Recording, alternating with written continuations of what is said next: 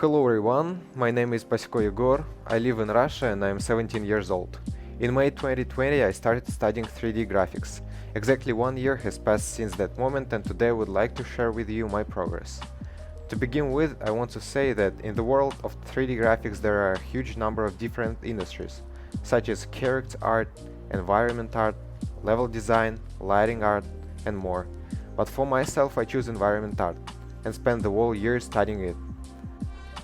If you like this video, please like it and subscribe to the channel, and let's get started.